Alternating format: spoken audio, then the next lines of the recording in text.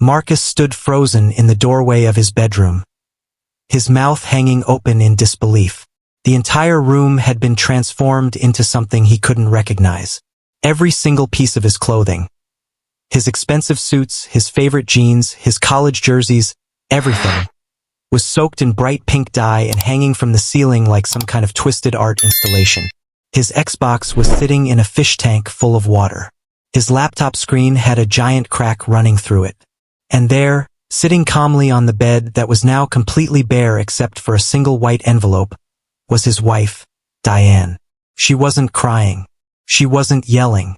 She was just sitting there with the calmest expression he'd ever seen on her face, slowly sipping a cup of tea like it was just another Tuesday afternoon. What did you do?" Marcus whispered, his voice shaking. Diane looked up at him, her brown eyes completely emotionless. "Oh, you're home early," she said softly. "I thought you'd be with Jessica until at least midnight." Marcus felt his blood turn to ice. His hands started shaking.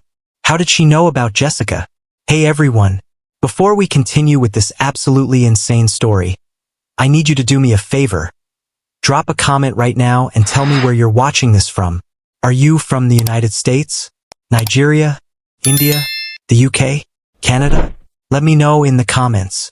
And if you want to see how this revenge story gets even crazier, make sure you're subscribed because you do not want to miss what happens next. Now, let's go back to the beginning 1 week earlier, and I'll show you exactly how Marcus went from being a supposedly faithful husband to a man standing in a room full of pink clothes, watching his entire life fall apart. 1 week before the disaster, Marcus Thompson was feeling pretty good about himself. He was 32 years old, worked as a sales manager at a car dealership, and lived in a nice house in the suburbs with his wife of 5 years, Diane. To everyone who knew them, Marcus and Diane seemed like the perfect couple. They went to church on Sundays, hosted barbecues in the summer, and always smiled in their Christmas cards. But Marcus had a secret. Her name was Jessica, and she was 24 years old with long blonde hair and a laugh that made Marcus feel young again. Jessica worked as a receptionist at the gym Marcus went to every morning. Well, the gym he said he went to every morning. The affair had started 3 months ago. It began innocently enough, just friendly conversations while Marcus checked in at the front desk. But then Jessica started laughing at all his jokes. Then came the lingering looks. Then the text messages. And before Marcus really understood what was happening, he was sneaking away to Jessica's apartment instead of going to the gym. Marcus told himself it didn't mean anything. He still loved Diane. Jessica was just fun, exciting, different. She made him feel like he was still in his 20s, before mortgages and car payments and arguments about whose turn it was to take out the trash. The Monday that started everything was a beautiful spring morning. Marcus kissed Diane goodbye at 7 o'clock, just like always. "I'm going to the gym," he said, grabbing his gym bag from the hallway closet. "I'll be back by 9. Diane was in the kitchen making breakfast. She was wearing her old college sweatshirt and had her dark hair pulled back in a messy ponytail. She looked tired. She always looked tired lately, Marcus thought. "Okay," Diane said, not looking up from the eggs she was scrambling. "Don't forget we have dinner at my parents' house tonight at 6. Marcus groaned internally. Dinner at Diane's parents' house meant 3 hours of her father asking when they were going to give him grandchildren, and her mother showing them pictures of her friends' children who were all doctors or lawyers or something impressive. "I remember," Marcus lied. He'd completely forgotten. He walked over and kissed the top of Diane's head, feeling a small pang of guilt. She smelled like vanilla and coffee, the same way she'd smelled since they first started dating 8 years ago. "I love you," Marcus said. "Love you too," Diane replied automatically, still not looking at him. Marcus headed out to his car, threw his gym bag in the back seat, and drove straight to Jessica's apartment complex on the other side of town. She lived in a modern building with a doorman and everything. It was the kind of place Marcus wished he could afford. Jessica answered the door in a silk robe, her hair perfectly styled even though it was barely 7:30 in the morning. "There's my favorite person," she said, pulling him inside and kissing him before he could even say hello. Marcus spent 2 hours at Jessica's apartment that morning. They watched TV, ate breakfast, and did other things that Marcus tried very hard not to think about when he was home with Diane. Around 9:15, Marcus reluctantly said he had to leave. "You always have to leave," Jessica pouted, tracing her finger along his arm. "When are you going to just stay with me?" "You know it's complicated," Marcus said, the same thing he always said. "Is it though?" Jessica asked. "You said yourself that things aren't great with her, that you guys barely even talk anymore." This was true. Marcus and Diane had fallen into a routine that felt more like being roommates than being married. They had the same conversations every day, watched TV in silence, and only really interacted when they absolutely had to. The spark was gone, Marcus told himself. These things happened. "I just need time to figure things out," Marcus said, kissing Jessica's forehead. "I promise." He rushed home, took a quick shower, and changed into his work clothes. Diane had already left for her job at the elementary school where she taught second grade. Marcus felt relieved. He hated lying directly to her face. That evening, Marcus had completely forgotten about dinner at Diane's parents' house. At 5:45, he was still at work when Diane called him. "Where are you?" she asked. She didn't sound angry, just tired. "Work," Marcus said. "Why?" "Dinner. My parents' house. Tonight. At 6. Each word was clipped and precise. "Oh, damn," Marcus said, slapping his forehead. "Babe, I'm so sorry. I got caught up with this client and completely lost track of time. I don't think I can make it." There was a long pause on the other end of the line. "Marcus," Diane said slowly, "you promised you'd be there. My mom made your favorite pot roast. They've been looking forward to this all week." I know," Marcus said, injecting as much regret into his voice as possible. "But this client is about to buy 3 cars. 3. That's a huge commission. I can't just leave." Another pause. "Fine," Diane said finally. "I'll tell them you had to work. Thank you, babe. You're the best. I'll make it up to you this weekend, I promise." "Sure," Diane said, and hung up. Marcus felt guilty for about 30 seconds. Then Jessica texted him asking if he wanted to come over after work, and the guilt disappeared. Tuesday followed the same pattern. Marcus told Diane he was going to the gym, spent 2 hours at Jessica's apartment, and went to work. Wednesday was identical. By Thursday, Marcus was feeling pretty confident. He had a system down. Diane suspected nothing, or so he thought. What Marcus didn't know was that on Monday morning, exactly 30 seconds after he'd driven away from their house, Diane had gotten a text message from a number she didn't recognize. The message said, "I thought you should know your husband isn't at the gym. He's at the Meridian Apartments on 5th Street. Unit 4B. Below the text was a photo. It showed Marcus's car parked in a parking garage. The photo was time-stamped from that morning at 7:23 a.m. Diane stared at the message for a long time. Her hands were shaking. She didn't cry. Instead, she did something very calculated and very calm. She called her principal and said she had a family emergency and needed to take the rest of the week off. Then she got in her car and drove to the Meridian Apartments. Marcus's car was exactly where the photo showed it would be.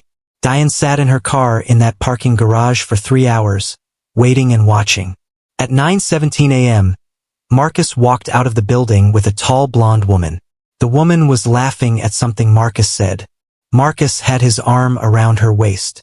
They kissed goodbye, right there in the parking garage where anyone could see them. Diane watched the whole thing. She still didn't cry. Instead, she took out her phone and started taking pictures. She took pictures of Marcus and the woman kissing. She took pictures of Marcus getting into his car. She zoomed in on the woman's face and took pictures of her too. Then Diane drove home, went into their bedroom, and sat on the bed for a very long time. She thought about confronting Marcus immediately. She thought about calling her mother or her best friend. She thought about crying or screaming or throwing things. But instead, Diane did something different. She started planning. Over the next 4 days, while Marcus thought he was getting away with his affair, Diane was preparing the most spectacular revenge imaginable. On Tuesday, while Marcus was at Jessica's apartment, Diane went to the bank and quietly transferred half of their joint savings into a new account that only she had access to. It was her legal right to do so. The money belonged to both of them after all. On Wednesday, she went to a lawyer and had divorce papers drawn up. She didn't file them yet. She just wanted to have them ready. On Thursday, she went shopping. She bought 20 bottles of bright pink fabric dye, 10 bags of cement mix, and a brand new set of luggage. The cashier at the hardware store gave her a strange look, but Diane just smiled sweetly and said she was doing some home improvement projects. On Friday morning, Marcus woke up feeling great. It was a beautiful day. He'd managed to juggle his affair and his marriage perfectly all week. Jessica was happy. Diane was clueless. Life was good. Going to the gym, Marcus said to Diane, who was already awake and making coffee. Okay, Diane said. She was smiling, which Marcus thought was nice. She hadn't smiled much lately. You seem happy, Marcus commented. I am, Diane said simply. I'm taking the day off work. I have some projects I want to work on around the house. That's great, babe, Marcus said, kissing her cheek. I'll see you later. Marcus drove to Jessica's apartment like always. They spent the morning together. Around 11, Jessica asked Marcus the question that had been building for weeks. When are you going to leave her? Jessica asked, lying next to Marcus on her couch. Marcus froze. What? Your wife? When are you going to leave her and be with me for real? Jess, Marcus started. We talked about this. It's complicated. No, it's not, Jessica said, sitting up. You either want to be with me or you don't. I'm tired of being your secret. You're not my secret, Marcus protested. You're important to me, but not important enough to actually commit to, Jessica said. Her eyes were filling with tears. I can't do this anymore, Marcus. I need you to make a choice. Me or her. Marcus felt panic rising in his chest. He wasn't ready for this conversation. He hadn't thought this through. Jessica, please, just give me a little more time. I promise I'll figure it out. I just need to do this the right way. How much more time? Jessica demanded. I don't know, Marcus admitted. A few weeks? A month? Jessica stood up. You know what? I think you should leave. What? No, come on. Don't be like this. I'm serious, Marcus. Get out. And don't come back until you've made a real decision about what you want. Marcus tried to argue, tried to smooth things over like he always did. But Jessica wouldn't budge. She literally pushed him out the door and slammed it behind him. Marcus stood in the hallway of her apartment building, stunned. He checked his watch. It was only noon. He couldn't go home yet. Diane would wonder why he was back from the gym so early. He couldn't go to work because he'd told them he had a dentist appointment and wouldn't be in until 2. So Marcus did what any panicking cheater would do. He went to a coffee shop, ordered a latte, and sat there for 2 hours trying to figure out what to do. By 2 o'clock, he'd convinced himself that Jessica would cool down and everything would be fine. She was just upset. He'd give her a few days to calm down, then send her some flowers and a sweet text, and everything would go back to normal. Marcus went to work feeling much better about the situation. He sold 2 cars that afternoon and went home at 6 feeling like king of the world. That's when he walked into his bedroom and saw what Diane had done. Every piece of his clothing hanging from the ceiling, dripping pink dye onto plastic sheets that covered the floor. His Xbox submerged in water. His laptop destroyed. His golf clubs bent in half and propped against the wall like some kind of modern art sculpture. And Diane, sitting calmly in the middle of it all, sipping tea. What did you do? Marcus whispered again, still frozen in the doorway. Diane set down her teacup and picked up the white envelope that was sitting next to her on the bed. She opened it slowly and pulled out a stack of photographs. I think the better question, Diane said, her voice eerily calm, is what did you do, Marcus? She held up the first photo. It showed Marcus and Jessica kissing in the parking garage. Marcus felt like he was going to throw up. Diane, I can explain. Can you? Diane interrupted, still in that same calm voice. Can you explain why you've been lying to me every single morning for the past 3 months? Can you explain who this woman is? Can you explain why you missed dinner at my parents' house on Monday to be with her instead? How did you? Marcus couldn't finish the sentence. How did I find out? Diane smiled, but it wasn't a happy smile. Someone sent me a very helpful text message. But honestly, Marcus, I'm not even that surprised. You've been distant for months. You barely look at me anymore. You flinch when I try to hold your hand. Diane, please, I made a mistake. It didn't mean anything. I still love you. Stop, Diane said, holding up her hand. Just stop talking. She stood up from the bed and walked past Marcus to the bedroom door. She looked back at him one more time, and that's when Marcus saw it, the hurt underneath all that calm. Her eyes were red and puffy. She had been crying, probably for hours. All your clothes that aren't currently hanging from the ceiling are packed in suitcases in the garage, Diane said. I want you out of this house by midnight. If you're not gone, I'm calling the police and telling them you're trespassing. This is my house too, Marcus protested. You can't just kick me out. Actually, Diane said, pulling another envelope from her pocket. I can. These are divorce papers. I'm filing on Monday. And just so you know, I've already talked to a lawyer. I've documented everything. The affair, the lying, all of it. So if you want to make this ugly, we can make it ugly. But I promise you, Marcus, you will not win. Marcus looked around the room at his destroyed belongings. Pink dye was still dripping from his favorite suit. His Xbox controller was floating in the fish tank like a dead fish. You're crazy, Marcus said. You're actually crazy. No, Diane said, and for the first time her voice cracked just a little. I'm not crazy. I'm just done being treated like I don't matter. She walked out of the bedroom, and Marcus heard her footsteps going down the stairs. He heard the front door open and close. He heard her car start and drive away. Marcus stood alone in the ruins of his bedroom, surrounded by pink clothes and broken electronics, and slowly sank to the floor. He tried calling Jessica, thinking maybe she would take him in, let him stay at her place while he figured things out. The call went straight to voicemail. He tried calling his brother, but his brother lived 3 states away. He tried calling his friend Derek, but Derek had always liked Diane better than him anyway and would probably take her side. Marcus scrolled through his phone, realizing with growing horror that he had no one. No one who would help him. No one who would even care.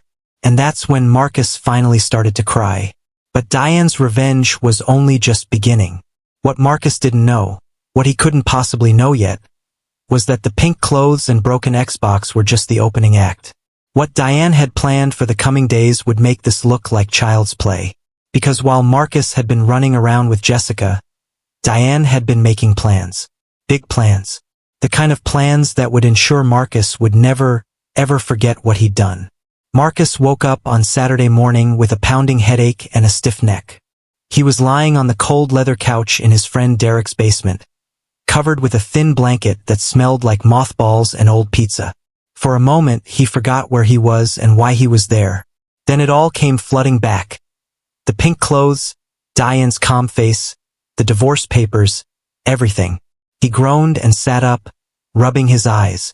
His phone showed 7 missed calls from his mother and 12 text messages from numbers he didn't recognize.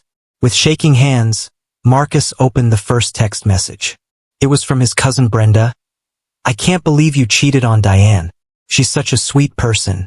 You should be ashamed of yourself. The second message was from a guy he played basketball with on weekends. Bro, seriously? Diane was too good for you anyway. The third was from his coworker at the dealership. Everyone at work is talking about what you did. This is messed up, man. Marcus felt his stomach drop. How did everyone know? He scrolled frantically through more messages. They all said basically the same thing. People calling him a cheater, people taking Diane's side, people telling him he was a terrible person. Then Marcus saw something that made his blood run cold. Someone had sent him a screenshot of a Facebook post. It was from Diane's account. The post had been made at 11 o'clock the night before. It showed one of the photos Diane had taken of Marcus and Jessica kissing in the parking garage. Above the photo, Diane had written a simple message. After 5 years of marriage, I discovered this week that my husband has been having an affair. I'm sharing this because I believe in honesty and because I'm tired of pretending everything is perfect when it's not. To everyone who knows us, I'm sorry you had to find out this way. To Marcus, I hope she was worth it. The post had 847 likes and 312 comments. Marcus felt like he was going to be sick. He scrolled through the comments and they were brutal. Diane, you deserve so much better. What a scumbag. Good riddance. I always knew there was something off about Marcus. Diane is literally the sweetest person I know. How could he do this to her? Even Marcus's own aunt had commented, Marcus, I'm very disappointed in you. I raised you better than this. Marcus threw his phone across the room. It bounced off Derek's washing machine and clattered to the floor. How could Diane do this?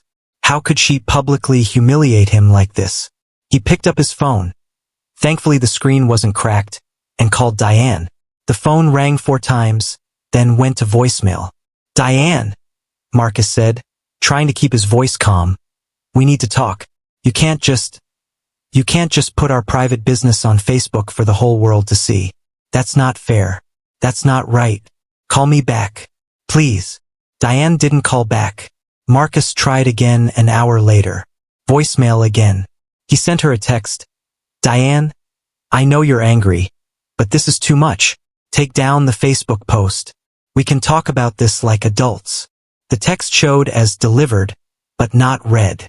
Diane had turned off her read receipts. Marcus spent the rest of Saturday in Derek's basement, watching his entire social life implode in real time. His Facebook friend count dropped from 534 to 387. People were unfriending him by the dozen. His Instagram was flooded with comments calling him a cheater and worse names. Someone had even made a meme using the photo of him and Jessica, with the caption, "When the streets call but your wife has receipts." Derek came down to the basement around noon with a sandwich and a beer. How you holding up, man? Derek asked, though his tone suggested he didn't really care about the answer. Not great, Marcus muttered. Did you see what Diane posted? Everybody saw what Diane posted, Derek said. It's got like 1,000 shares now. My girlfriend showed it to me this morning. She said, and I quote, "If you ever cheat on me, I'm doing worse than that." This is insane, Marcus said. Diane's acting like I killed someone. It was just a mistake. People make mistakes. Derek gave him a long look. Marcus, you didn't make a mistake. You had a 3-month affair. That's not a mistake. That's a choice you made every single day for 90 days. Whose side are you on? Marcus snapped. I'm not on anybody's side, Derek said. But dude, you messed up. You messed up bad. And honestly, what Diane did, that's nothing compared to what some women would do. Nothing, Marcus said incredulously. She destroyed all my stuff. She posted private photos on social media. She's trying to ruin my life. You ruined your own life, Derek said flatly. Diane just made sure everyone knew about it. Look, you can stay here for a few more days, but my girlfriend's coming over next weekend, so you need to figure something else out by then. Derek went back upstairs, leaving Marcus alone with his thoughts and his rapidly dying social life. By Sunday morning, things had gotten worse, much worse. Marcus woke up to an email from his boss at the car dealership. The subject line read, "We need to talk." The email was short and to the point. Marcus, I've become aware of some personal issues that have become very public. This is creating an uncomfortable situation at the dealership. Several female employees have expressed that they feel uncomfortable working with you. We need to discuss this tomorrow morning at 9 a.m. Please be on time. Marcus felt panic rising in his chest. Were they going to fire him? Could they even do that? He tried to distract himself by watching TV, but every few minutes he found himself checking his phone, hoping Diane would call or text. She didn't. Finally, around 3 o'clock on Sunday afternoon, Marcus decided to do something he probably shouldn't have done. He drove to their house, his house technically, since his name was on the mortgage too. When he pulled up, he saw Diane's car in the driveway. There was also a moving truck parked on the street and 3 women Marcus recognized from Diane's book club carrying boxes out of the house. Marcus parked and got out of his car. One of the women, Sharon, he thought her name was, saw him and immediately pulled out her phone. Diane! Sharon called toward the house. He's here. Diane appeared in the doorway. She was wearing jeans and an old t-shirt, and her hair was pulled back in a ponytail. She looked tired but determined. "What are you doing here, Marcus?" Diane called from the porch. She didn't come down the steps. "I live here," Marcus said. "This is my house too." "Actually," Diane said, pulling a piece of paper from her back pocket, "I spoke to our landlord." "We don't have a landlord," Marcus interrupted. "We own this house." "No," Diane said calmly. "We rent this house from your parents, who actually own it, and I spoke to your mother yesterday. She called me after she saw my Facebook post. We had a very interesting conversation." Marcus felt his stomach drop. "What did you tell my mother?" "I didn't have to tell her anything," Diane said. "She saw the post herself. And you know what she said to me? She said, 'Diane, I'm so sorry my son turned out to be such a disappointment. You don't deserve this.' Then she told me that I could stay in this house as long as I needed to, and that you were not welcome here until you got your act together." Her words, not mine. "That's insane," Marcus shouted. "Mom! Mom! I know you can hear me." He looked at the windows of the house, hoping his mother was inside, but the house was quiet. "Your mother isn't here," Diane said. "She's at church. But she did change the locks yesterday as a favor to me. So even if you tried to come in, your key wouldn't work." Sharon and the other women from book club were loading more boxes into the truck. Marcus tried to see what was in the boxes, but they were sealed with tape. "What are you doing with all that stuff?" Marcus demanded. "These boxes contain your remaining belongings," Diane explained. "The things I didn't destroy on Friday. I'm having them delivered to Derek's house since that's where you're staying. You should receive them by Tuesday. You can't just kick me out of my own house." "Your mother's house," Diane corrected. "And yes, apparently I can. I have a text message from your mother giving me explicit permission to change the locks and remove your belongings. Would you like to see it?" Marcus felt like he was in a nightmare. His own mother had sided with Diane. His own mother. "Diane, please," Marcus said, his voice breaking. "Can we just talk? Like normal people? Without all these other people around?" Diane looked at him for a long moment. For the first time since Friday night, Marcus saw her face soften just a little bit. "Fine," she said. "But not here. There's a coffee shop on Maple Street. Meet me there in 30 minutes. Come alone." Marcus nodded eagerly. "Okay. Yes. Thank you. I'll be there." He drove to the coffee shop and got there 15 minutes early. He ordered a large coffee and sat at a table in the back, practicing what he was going to say. He would apologize. He would beg for forgiveness. He would promise to end things with Jessica completely. He would do whatever it took to fix this. Diane showed up exactly 30 minutes later, just like she'd said. She ordered a tea and sat down across from Marcus. They sat in silence for a moment. "Thank you for meeting me," Marcus started. "I know you're angry." "I'm not angry," Diane interrupted quietly. "I'm hurt. There's a difference." I know, and I'm so sorry. I made a terrible mistake. But we can fix this. We can go to counseling. We can work through this together." Diane shook her head slowly. "Marcus, do you know what the worst part of all this is? It's not even the affair itself. It's that you made me feel crazy for months." "What are you talking about?" "Back in February," Diane said, "I asked you if something was wrong. You seemed distant. You were always on your phone. You were coming home late. And you know what you said to me? You said I was being paranoid. You said I was imagining things. You made me feel like I was the problem." Marcus opened his mouth to respond, but Diane kept talking. "Then in March, I found a receipt in your car for flowers. Expensive flowers. I never got any flowers. When I asked you about it, you said they were for your coworker's birthday. I believed you because I trusted you. But they were for her, weren't they? For Jessica." Marcus looked down at his coffee cup. He didn't answer, but his silence was answer enough. "Every morning," Diane continued, her voice getting shakier, "you would kiss me goodbye and tell me you were going to the gym. And every morning, I would believe you because I'm your wife and I loved you and I trusted you. Do you know how stupid I feel? Do you know how many people probably knew about this before I did? Nobody knew, Marcus said quietly. I kept it secret. Except Jessica knew, Diane said. And whoever sent me that text message knew. And probably some of Jessica's friends knew. And now, thanks to my Facebook post, everyone knows. But you know what? I'm not ashamed. You should be ashamed. Not me. I am ashamed, Marcus said, and he meant it. Tears were starting to form in his eyes. I hate myself for what I did to you. I hate that I hurt you. You're the best person I know, Diane. You're kind and smart and beautiful, and I'm an idiot for risking what we had. Had, Diane repeated. Past tense. That's the key word there, Marcus. It doesn't have to be past tense, Marcus pleaded. We can fix this. People get past affairs all the time. Diane took a sip of her tea and looked out the window. A young couple walked by, holding hands and laughing. She watched them with an expression Marcus couldn't quite read.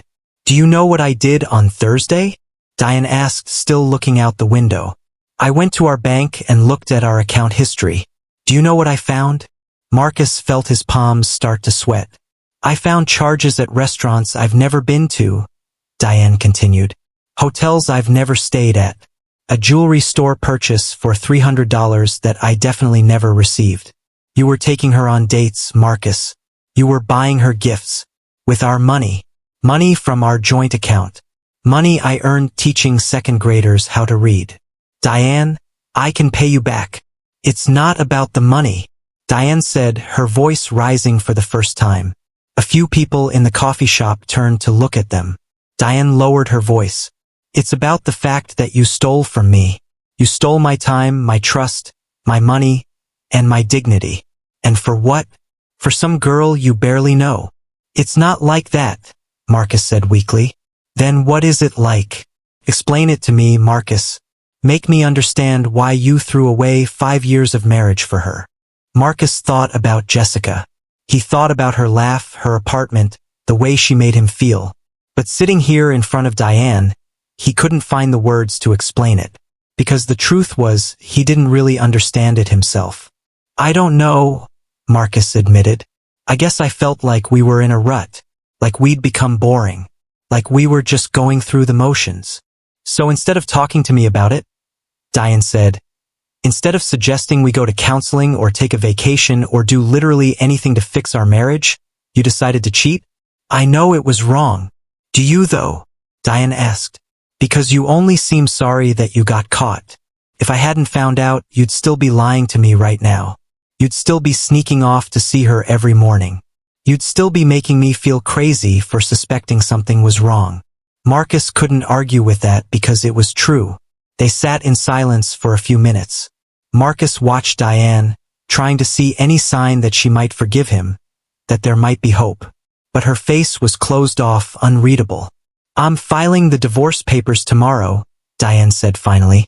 My lawyer says we can do it quickly since we don't have kids and we're both employed. It should be final in a few months. Diane, please. I'm not done, Diane said firmly. I also want you to know that I'm keeping the house. You can't keep the house. My parents own it. And your parents have already told me I can stay there as long as I want. They feel terrible about what you did. Your mother actually cried when she called me. Did you know that? She cried and apologized to me for raising a son who would do this. Marcus felt a fresh wave of shame wash over him. His mother had cried. His mother never cried. As for the money in our savings account, Diane continued, I've already taken my half and put it in a separate account. The rest is yours to do whatever you want with. I don't want your money, Marcus. I just want you out of my life. What about everything we built together? Marcus asked desperately. 5 years of marriage, all our memories, all our plans for the future. You should have thought about that before you started sleeping with someone else, Diane said coldly. She stood up to leave, but Marcus grabbed her hand. Wait, he said. Please, just tell me one thing. Is there any chance at all, that you might forgive me someday? Not now, maybe not even soon, but someday. Diane looked down at Marcus's hand holding hers. Slowly, she pulled her hand away. Marcus, she said softly. You didn't just cheat on me. You lied to me every single day for 3 months. You made me doubt my own instincts. You made me feel like I wasn't enough. You took the money I earned and used it to wine and dine another woman. And when you came home to me, you acted like everything was normal. Like I didn't deserve the truth. She picked up her purse and looked Marcus directly in the eyes. So no, she said. There is no chance I will ever forgive you. Because forgiveness is for people who make mistakes. What you did wasn't a mistake. It was a choice. And I'm making a choice too. I'm choosing to move on without you. Diane walked out of the coffee shop without looking back. Marcus sat there alone, staring at his cold coffee, feeling like his entire world was crumbling around him. But things were about to get so much worse. Monday morning came, and Marcus dragged himself to work for his meeting with his boss. He'd barely slept, and he looked terrible, unshaven with dark circles under his eyes. His boss, Mr. Patterson, was waiting for him in the office. He did not look happy. Sit down, Marcus, Mr. Patterson said. Marcus sat. I'm going to be direct with you, Mr. Patterson said. We have a problem. Several of our female employees have come to me expressing concern about working with you. They saw what was posted online about your personal situation. And while what you do in your personal life is normally your business, it becomes our business when it affects the workplace. Sir, I understand it looks bad. It doesn't just look bad, Marcus. It is bad. We have a code of conduct here. We expect our employees to behave with integrity, both in and out of the office. More importantly, we need our team to feel safe and comfortable at work. I would never do anything inappropriate at work, Marcus protested. That's not really the point, Mr. Patterson said. The point is that several employees no longer feel comfortable around you, and I have to take their concerns seriously. Marcus felt his heart pounding. Are you firing me? Mr. Patterson sighed. No, not yet, but I am putting you on probation. You'll be reassigned from the main showroom to our online sales department for the next month. You'll work from a separate office, and you'll have limited interaction with other staff members. Consider this a warning. One more incident, anything at all, and we'll have to let you go. Do you understand? Yes, sir, Marcus said quietly. He spent the rest of the day in a small office in the back of the building, away from everyone else, processing online orders. It was humiliating. Just last week, he'd been one of the top salesmen on the floor. Now he was basically in timeout like a child who misbehaved. At lunch, Marcus sat alone in his car and checked his phone. Still no messages from Diane. But there was a message from Jessica. We need to talk. Can you come over tonight? Marcus felt a small flutter of hope. Maybe Jessica had changed her mind. Maybe she wanted to work things out. Maybe at least one woman in his life didn't hate him. He texted back, I'll be there at 7. That evening, Marcus drove to Jessica's apartment complex. He'd stopped at a gas station and bought flowers. Cheap ones, because his bank account was looking pretty sad after Diane had taken her half of their savings. Jessica answered the door, and Marcus's hope immediately died. She was not alone. There was a tall, muscular guy standing behind her in the apartment, his arm casually draped across the back of her couch. Marcus, Jessica said. This is Tyler. Tyler, this is Marcus. Tyler gave Marcus a nod but didn't smile. Marcus looked at Jessica, confused. What's going on? Come in, Jessica said. We need to talk. Marcus stepped inside, still holding the pathetic flowers. He felt ridiculous. I'm going to be straight with you, Jessica said. I know you saw my Facebook post. Your Facebook post? Marcus interrupted. What are you talking about? Jessica pulled out her phone and showed him. She'd shared Diane's post to her own Facebook page with the caption, PSA. This is the married guy I was dating. I had no idea he was married. I feel sick. I'm so sorry to his wife. Marcus, lose my number. Marcus felt like he'd been punched in the stomach. You told people we were dating? Were, Jessica said. Marcus, we're not dating anymore. We were never really dating. You were just using me until you figured out what you wanted. That's not true. Yes, it is, Jessica said firmly. And honestly, after seeing what you did to your wife, lying to her for months, stealing from your joint account to buy me things, I realized you'd probably do the same thing to me eventually. So that's it, Marcus said. You're just done with me? Jessica glanced at Tyler, who was watching this whole conversation with obvious amusement. Yes, Jessica said. I'm done. Tyler and I have actually been talking for a while now, and we decided to make things official. He's honest, he's available, and he's not married. Everything you're not. Marcus felt anger rising in his chest. Oh, so you were cheating on me with him? Jessica laughed. Actually laughed. Marcus, you can't cheat on someone when you were never really together in the first place. You were married. I was just a distraction. I left my wife for you, Marcus shouted. No, Jessica said coldly. Your wife left you because you're a liar and a cheater. Don't put that on me. Tyler stood up from the couch. He was even taller than Marcus thought. I think it's time for you to leave, man, Tyler said. Marcus looked at the flowers in his hand, then dropped them on the floor. You're right, Marcus said bitterly. This was a mistake. All of it was a mistake. He walked out of Jessica's apartment and got into his car. He sat there in the parking garage, the same parking garage where Diane had taken the photo of him and Jessica kissing, and he finally let himself cry for real. He'd lost everything. His wife, his girlfriend, his home, his social life, the respect of his coworkers, even his own mother's approval. And for what?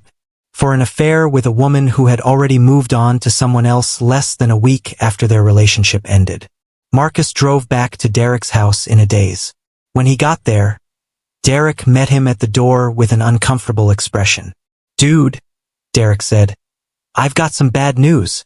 My girlfriend saw all the stuff online, and she's really uncomfortable with you staying here. She doesn't want you around when she's here. So what are you saying? Marcus asked, though he already knew. I'm saying you need to find somewhere else to stay, Derek said. I'm really sorry, man, but I can't lose my girlfriend over this. Where am I supposed to go? Marcus asked. Derek shrugged helplessly. Maybe a hotel? Or your parents' place? Marcus almost laughed. His parents' place. The same parents who'd changed the locks on their rental house and told Diane she could stay there as long as she wanted. Yeah, Marcus said. I'll figure something out. He grabbed his suitcases, the ones Diane had packed for him, and loaded them into his car. It was almost 9 o'clock at night. He was tired, hungry, and completely alone. Marcus drove to a cheap motel on the highway and checked in using the last bit of money in his checking account. The room smelled like cigarettes and old carpet, and the TV only got 3 channels. He lay on the lumpy bed, staring at the water-stained ceiling, and tried to figure out how his life had fallen apart so completely in just 4 days. But the worst was yet to come. Because while Marcus was lying in that motel room feeling sorry for himself, Diane was putting the final pieces of her revenge plan into motion. And when Marcus found out what she'd done, it would make the pink clothes and destroyed Xbox look like child's play. Marcus woke up Tuesday morning in the motel room with a splitting headache and the worst feeling of dread he'd ever experienced. His phone was buzzing nonstop on the nightstand. He grabbed it and saw 17 missed calls from his mother, 9 from his brother who lived in Texas, and 1 from a number he didn't recognize. Before he could call anyone back, his phone rang again. It was his mother. Mom, Marcus answered, his voice hoarse from crying himself to sleep. Marcus Anthony Thompson, his mother said in that voice she used when he was in serious trouble as a kid. You need to come to your father's and my house right now. We need to talk. Mom, I can explain. Now, Marcus. I'm not asking. The line went dead. Marcus dragged himself out of bed, took a quick shower in the motel's tiny bathroom, and drove to his parents' house on the other side of town. His stomach was churning with anxiety. He hadn't seen his parents face to face since this whole thing started. When he pulled up to their house, he saw his brother Kevin's car in the driveway too. Great. His whole family was there. Marcus walked up to the front door, and his mother opened it before he could even knock. She looked at him with an expression of such disappointment that Marcus felt like a child again. Come in, she said curtly. The whole family was sitting in the living room. His father in his favorite recliner, his brother Kevin on the couch, and even his grandmother was there, sitting in the chair by the window with her arms crossed. "Sit down, Marcus," his father said, pointing to the empty chair across from him. Marcus sat. Everyone was staring at him. "I'm going to make this very simple," his father said. "Your mother and I are deeply ashamed of what you did to Diane. That girl has been nothing but good to you, good to this family, and you repaid her by sneaking around with some woman young enough to be your little sister." "Dad, I know I messed up." "You didn't just mess up," his mother interrupted. "You destroyed your marriage. You lied to everyone who loves you, and you embarrassed this entire family." "Your grandmother saw the Facebook post," Kevin added. "Grandma. She had to see a picture of her grandson kissing some random woman in a parking garage. Do you know how humiliating that is?" Marcus looked at his grandmother. She was 92 years old and usually had a sweet word for everyone. But right now, she was looking at him like he was a stranger. "I'm sorry, Grandma," Marcus said quietly. "Sorry doesn't fix what you broke," she said in her shaky voice. "I've been married to your grandfather for 68 years. God rest his soul. 68 years, Marcus. And you couldn't even make it to 6 with that lovely girl." "5 years, Grandma," Marcus corrected automatically. "Even worse," she said, shaking her head. Marcus's father leaned forward in his chair. "Here's what's going to happen. Diane is going to stay in the rental house for as long as she needs to. She's going to pay reduced rent, half of what you two were paying together.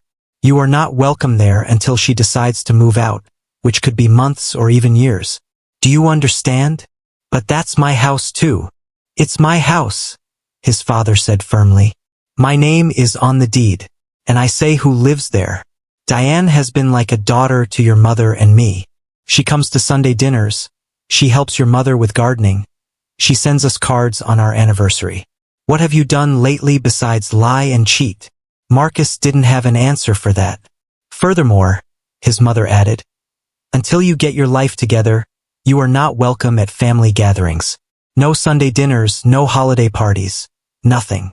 I won't have you showing up and making Diane uncomfortable. She's still family to us, even if she's not family to you anymore." "You're choosing her over me?" Marcus said, his voice breaking.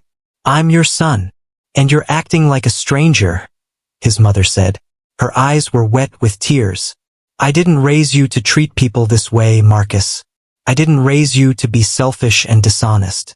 So until you can show me that you're the son I thought I raised, I need some distance from you." Marcus felt like his heart was being ripped out of his chest. "Mom, please." "This conversation is over," his father said. "Kevin is going to help you get your things from Derek's place and find a cheap apartment. But after that, you're on your own. We love you, Marcus, but we can't support what you did." Marcus looked around the room at his family, all of them looking at him with disappointment and disgust. Even Kevin, who usually had his back no matter what, couldn't meet his eyes. Marcus stood up to leave. As he walked to the door, his grandmother called out, "Marcus."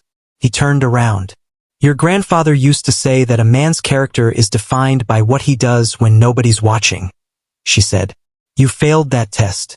Now the whole world is watching to see if you can become a better man. Don't fail them too."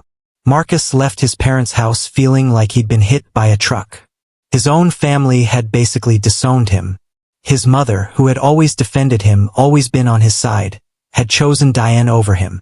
He sat in his car in their driveway and called the one person he thought might still be on his side.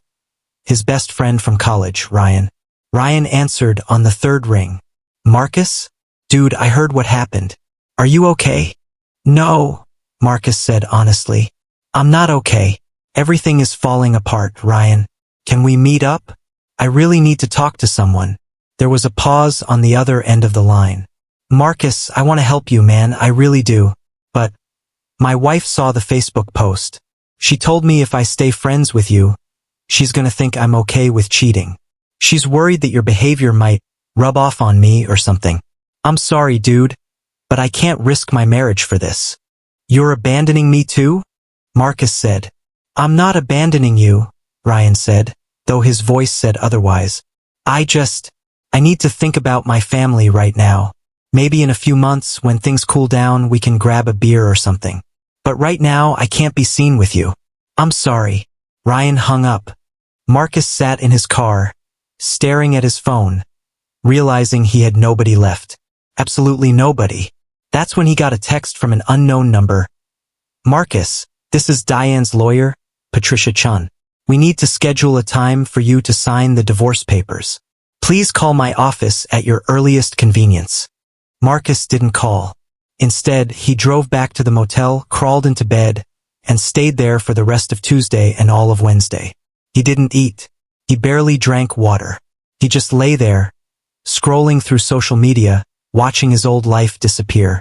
More people unfriending him. More comments calling him a cheater and a liar. Someone had even created a fake Twitter account called Cheating Marcus Updates that was documenting his downfall with memes and jokes. By Thursday morning, Marcus had hit rock bottom. He was out of money, out of friends, out of family support, and out of options. He couldn't afford another night at the motel. He couldn't go back to Derek's or his parents. He had nowhere to go. That's when he decided to do something desperate. He drove to Diane's workplace, the elementary school where she taught second grade. He waited in the parking lot until school let out at 3 o'clock.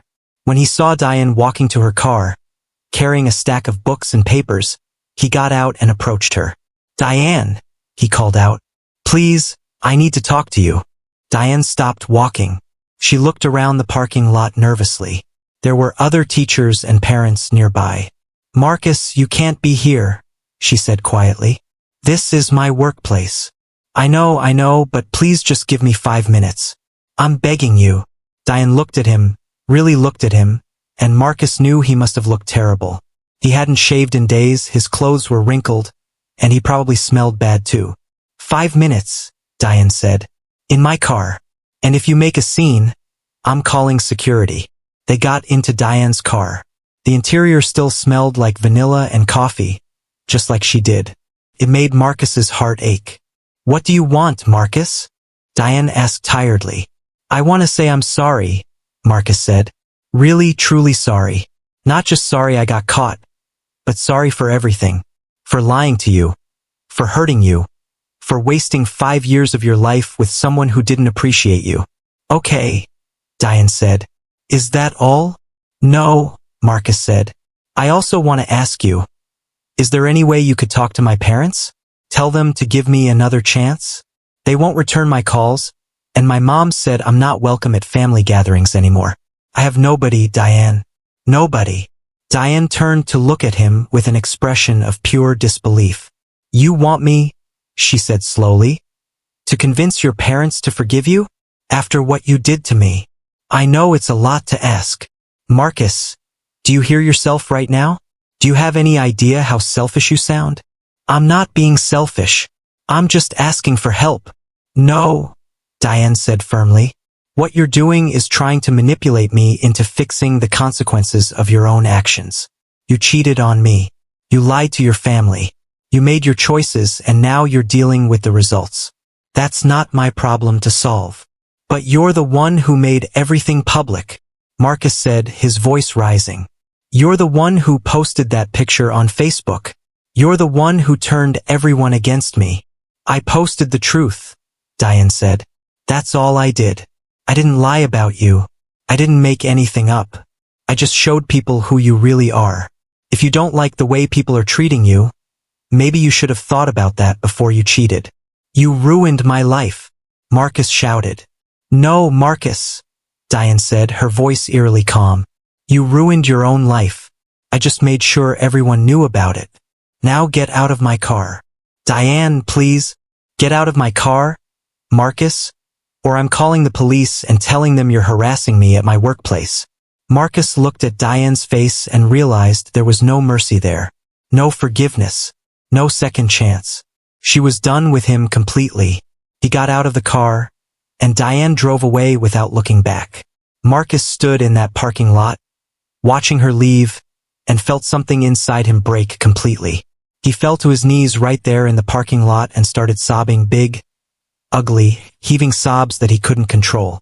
A parent walking by with their child stopped and asked if he was okay. Marcus couldn't even answer. He just knelt there, crying, until eventually the school security guard came and asked him to leave. Marcus drove back to the motel in a complete daze. When he got there was an eviction notice on his door. He hadn't paid for the room past Wednesday, and the manager wanted him out. Marcus sat in his car in the motel parking lot with all his worldly possessions. 2 suitcases of clothes that hadn't been destroyed, his laptop, and about $47 in his bank account. He had no home, no job really since he was on probation at work. No friends, no family, no girlfriend, nothing. That's when Marcus's phone rang one more time. It was Diane's lawyer again. This time Marcus answered. "Mr. Thompson, this is Patricia Chin. I've been trying to reach you for several days now. We need to finalize some details of the divorce." "What details?" Marcus asked numbly. "Well, there's the matter of the joint debts, the car loan, the credit cards, things like that. We need to determine how those will be split. Also, Mrs. Thompson has agreed to let you keep the car you're currently driving and your personal belongings. She's not asking for alimony or any additional financial support. She just wants a clean break." "That's it," Marcus said. "She doesn't want anything from me?" "Correct. Mrs. Thompson just wants to move on with her life. She's being very reasonable about this, Mr. Thompson. I'd suggest you cooperate so we can get this finalized quickly. Can I talk to her?" "One more time." "I don't think that's a good idea," the lawyer said. "Mrs. Thompson has made it clear she doesn't want any contact with you outside of what's legally necessary. If you have something you want to say to her, you can write it in a letter and I'll make sure she receives it. But I can't promise she'll read it." "A letter," Marcus repeated. "Yes. Now, can you come to my office tomorrow to sign the preliminary papers?" "Yeah," Marcus said. "I'll be there." Marcus hung up and sat in his car for a long time, thinking. Then he did something he hadn't done since he was a child. He prayed. He wasn't even sure he believed in God anymore, but he bowed his head and whispered, "God, if you're there, please help me. I don't know what to do. I've lost everything and it's all my fault.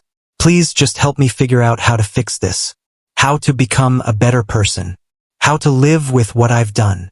There was no answer from heaven. No lightning bolt of clarity. Just Marcus, alone in his car, with nowhere to go and nobody to turn to. That night, Marcus slept in his car in a Walmart parking lot.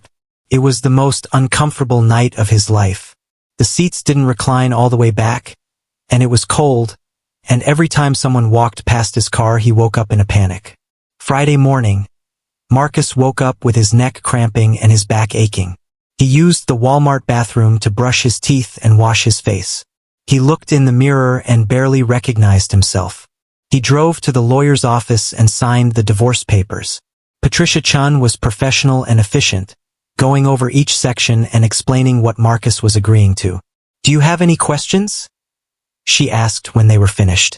"Just one," Marcus said. "How is she? Diane, is she okay?" Patricia Chen gave him a long look. "Mr. Thompson, I'm not supposed to discuss my client's personal state with you, but I will say this. Mrs. Thompson is doing much better than you probably think. She has a strong support system. She's taking care of herself, and she's already making plans for her future. She's going to be just fine." Marcus nodded. "Good. That's good." He left the lawyer's office and sat in his car, holding the copy of the divorce papers. It would be final in 90 days. 90 days and his marriage would be over officially. Marcus's phone buzzed. It was an email from his boss at the dealership. "Marcus, I'm sorry to inform you that we've decided to let you go.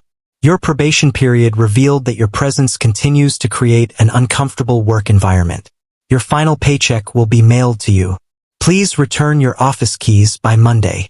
Marcus read the email 3 times, trying to process it. He'd been fired. He'd lost his job on top of everything else. He let out a laugh. A hollow, broken sound that didn't contain any actual humor. Of course he got fired. Of course. Why wouldn't he? Everything else had fallen apart, why not his job too? Marcus spent the rest of Friday driving around aimlessly. He ended up at a park where he and Diane used to have picnics when they first started dating. He sat on a bench and watched families playing together, couples walking hand in hand, children laughing and running around. He thought about the letter the lawyer had mentioned. Maybe he should write to Diane, tell her everything he was feeling, apologize properly, explain that he understood now, really understood what he'd thrown away. But what would he even say? What words could possibly fix what he'd broken? As the sun started to set, Marcus's phone rang. It was a number he didn't recognize, but he answered it anyway. "Is this Marcus Thompson?" a woman's voice asked. "Yes. Hi, Marcus. This is Sandra from the Ridge Point Apartments. Your brother Kevin called us and put down a deposit for you. He said you needed a place to stay. We have a small studio apartment available if you're interested." Marcus felt tears spring to his eyes. Kevin. His brother had helped him even though everyone else had given up on him. "Yes," Marcus said, his voice choking. "Yes, I'm very interested."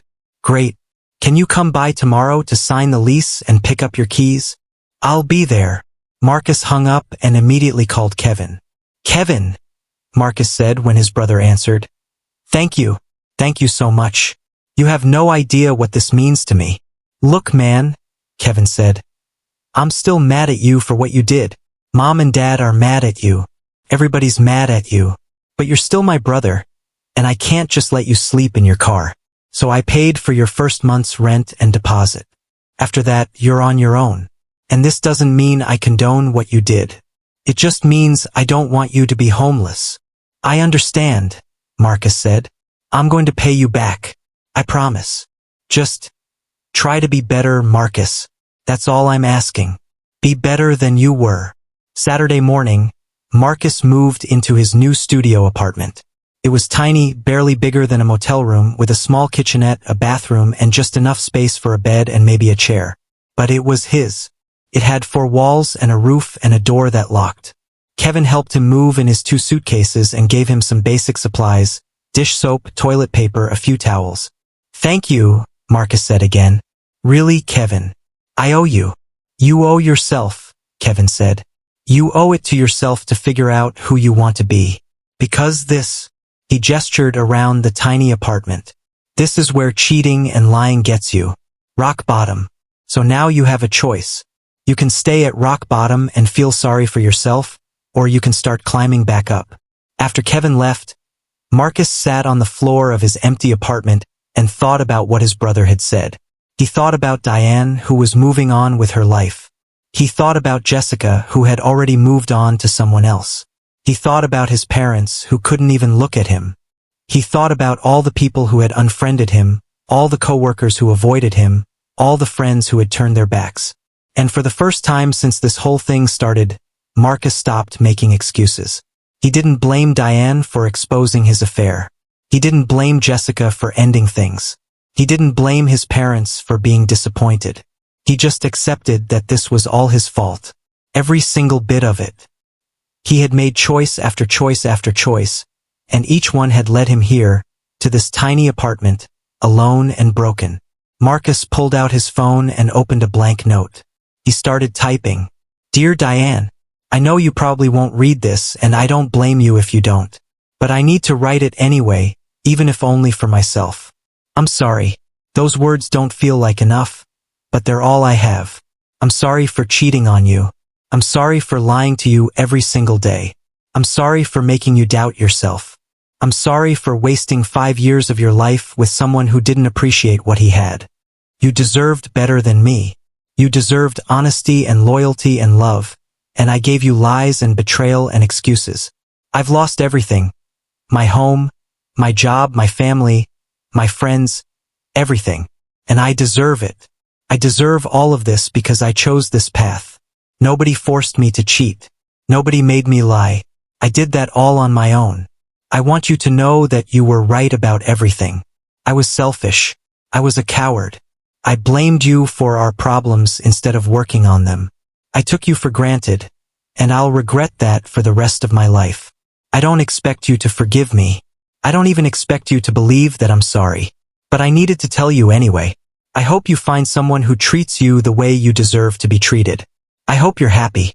I hope you never think about me or this mess again. Goodbye, Diane. Marcus. Marcus read the letter 3 times, crying the whole time. Then he sent it to Diane's lawyer's email address, knowing it might never reach Diane. Knowing that even if it did, it wouldn't change anything. But at least he'd said it.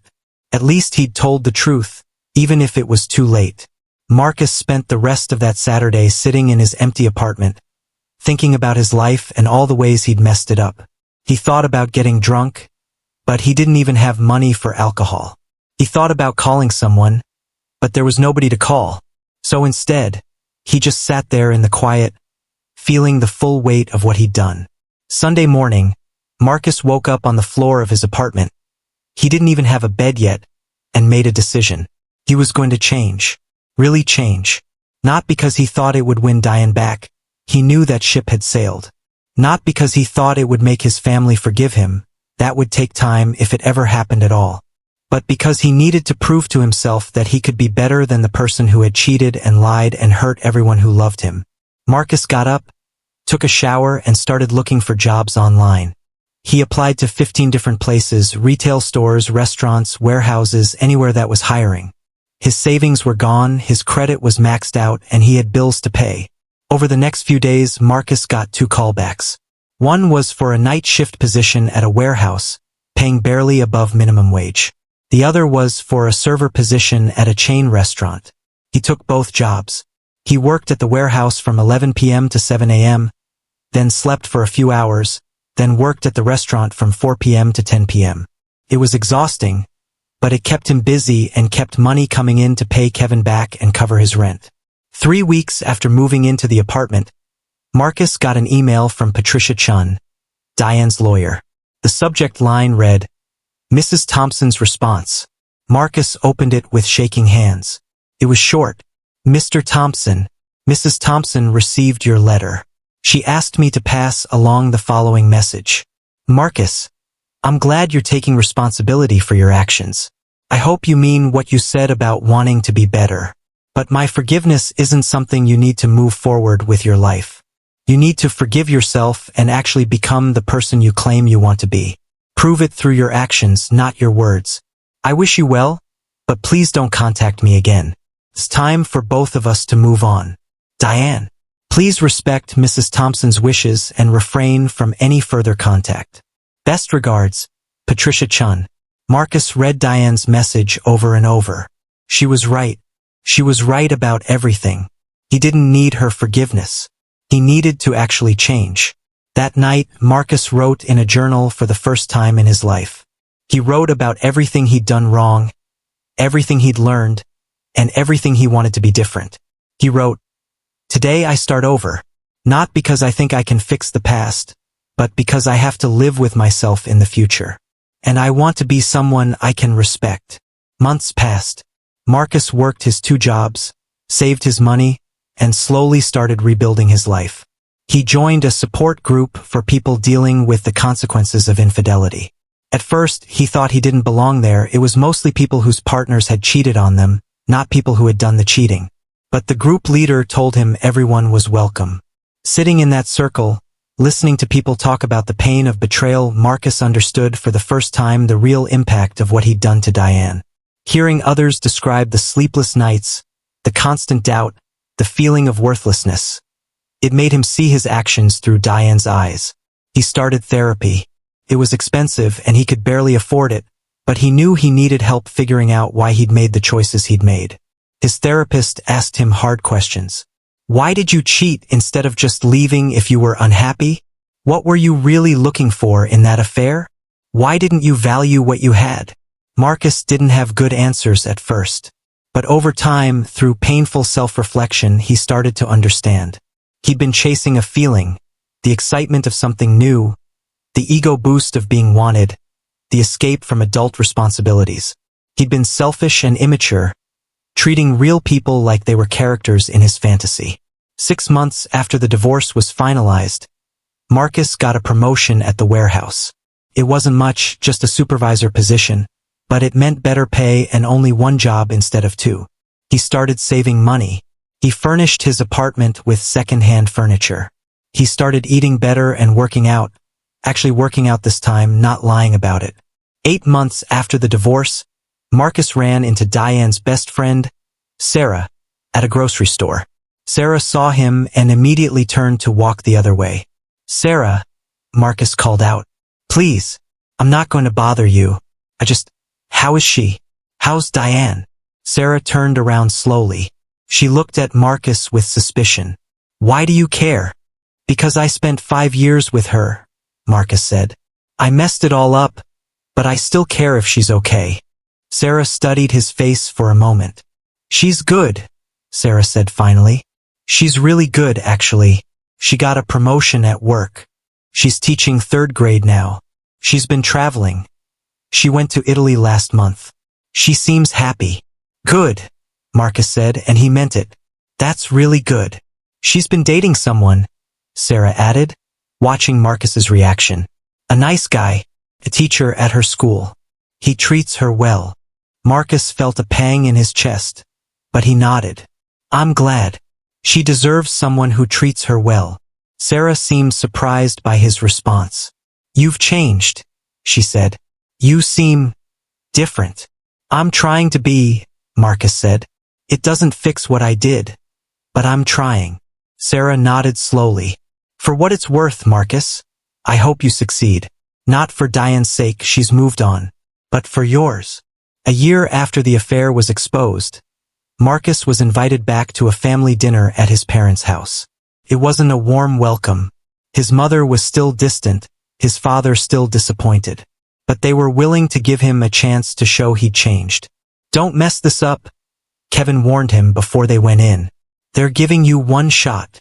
Marcus didn't mess it up.